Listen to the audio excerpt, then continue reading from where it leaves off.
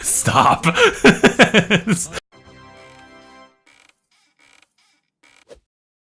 blah, blah. So this was we just watched episode 1, 2, 3 of Dragon Ball Super. This was actually a pretty exciting episode. All things said, it was focused mainly on Vegeta, Goku versus Jiren, and just how they retaliate against Jiren, and also some strategy from Goku, which is actually pretty clever.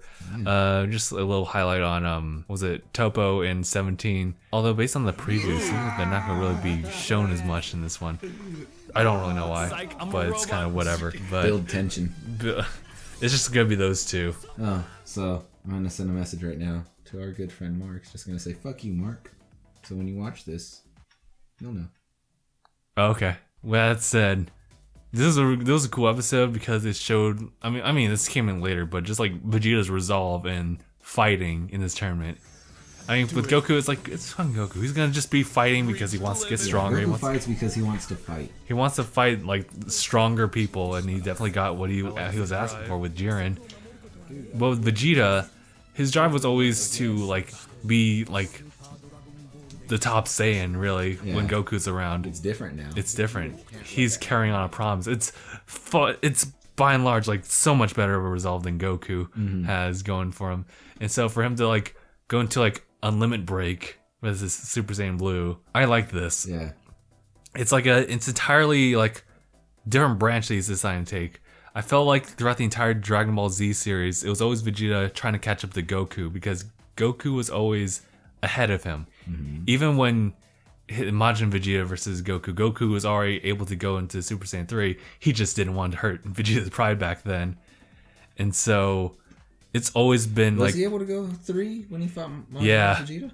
Yeah, it was. It was when they were fighting Boo, and then Vegeta was like, "Hey, Kagura, I know you've been hiding that." Yeah, he was able to go in back then, but he wanted to give Vegeta his respect and fight him like as Super Saiyan 2 or something like that. We might have to double check. Marcus, he can fact check that after he receives that fuck you.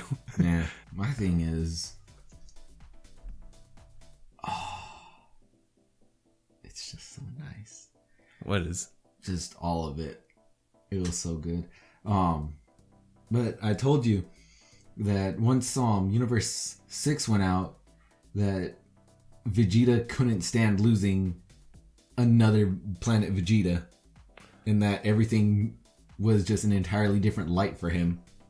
That's why he had enough playing around and fucked that one dude up. That freaking Power Ranger man. He absolutely wrecked him. And I think that was the moment where it flicked in him to where there's way more at stake than he originally bargained for.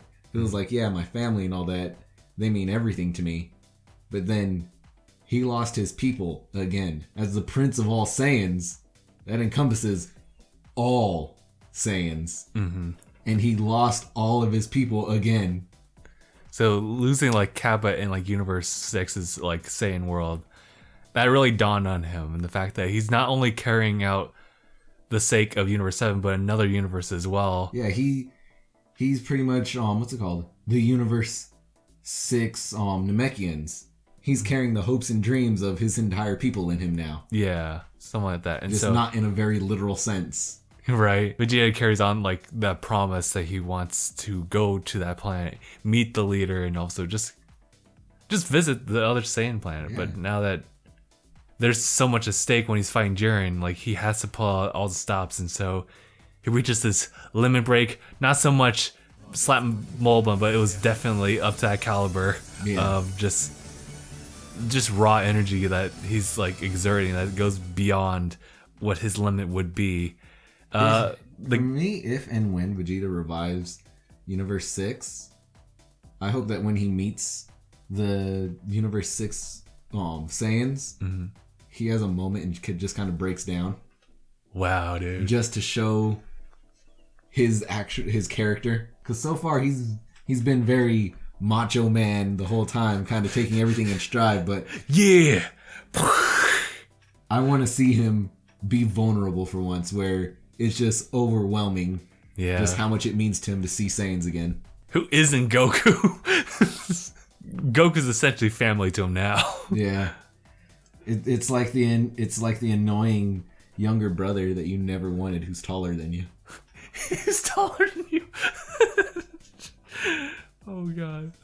But seeing his people, I would love to see that too, actually. There were some highlights with Goku too. He was strategizing a way to slow down Jiren. Whether it was to always just weaken him or just like lead him to the point of where he could try to knock him out. Because even Goku knows, like, I can't really beat you like on a full-on battle like by myself, so let's try something different. Let me plant all these remote energy bombs, do some like instant stuff, and pretty much use the destructive disc and like lead you essentially to the very edge where you think you got me.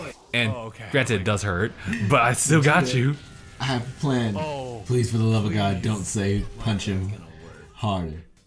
We can punch him harder together. Essentially, that's what happened. Like, when even that didn't stop Jiren, because Jiren is just like pretty much beyond godlike. Even to the point where he like, I don't know how Goku planned all those like energy remote bombs, but he walked through the entire like landmine or the entire field of mines, and he was unfazed by it. He was so upset. He went into normal punching mode. Here comes that serious series. Consecutive normal punches. Dude, he hit him with that freaking nature chakra.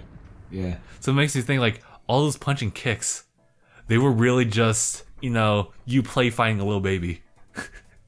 Jesus. I mean, when you build a character who's that powerful, but is also very serious, it's different from, like, One Punch Man, where, like, he is all powerful, but he's also just very not so serious about a lot of things.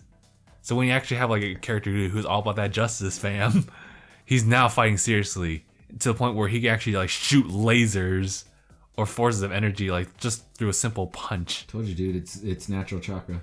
It's that sage mode chakra that's like, boom. But I do like how they're approaching this fight.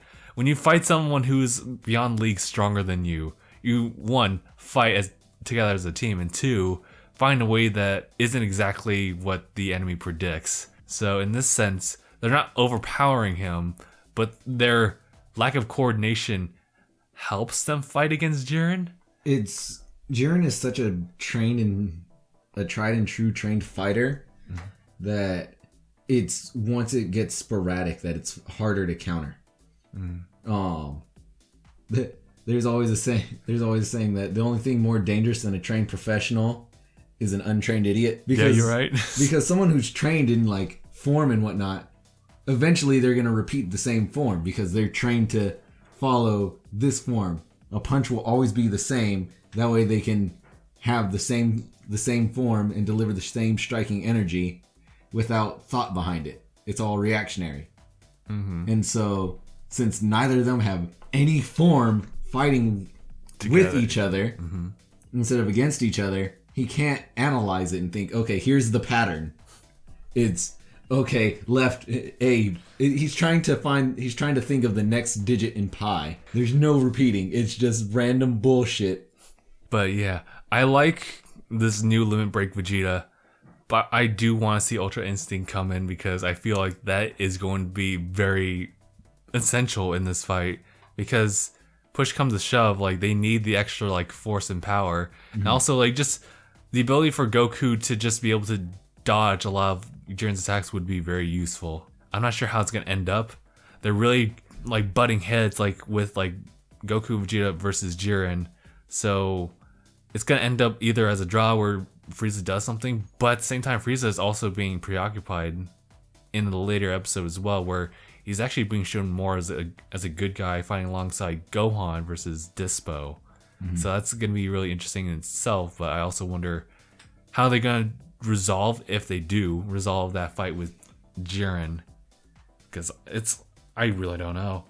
I thought it was going to be as simple as you said, like, okay, they're going to have like one big clash, and then all of a sudden you hear Frieza's like, ho ho ho ho ho. You thought the threat was Jiren, but it was actually me, Dio. If anything, I'm just happy for Vegeta to have this moment that's far greater in presentation than like Goku's ever shown. It's so much better. Like, I'm on Vegeta's side now. Always been on Vegeta's side. It's like, Goku, you cool, but we got the Prince of Saiyans. Goku, you got your Super Saiyan Blue. All right, I got that. You got your Kaioken. I can't do that. You got Ultra Instinct. You can't do that. But can you do this? God damn it. I think we'll end the discussion here, and I'm so looking forward to episode 124. Mm-hmm.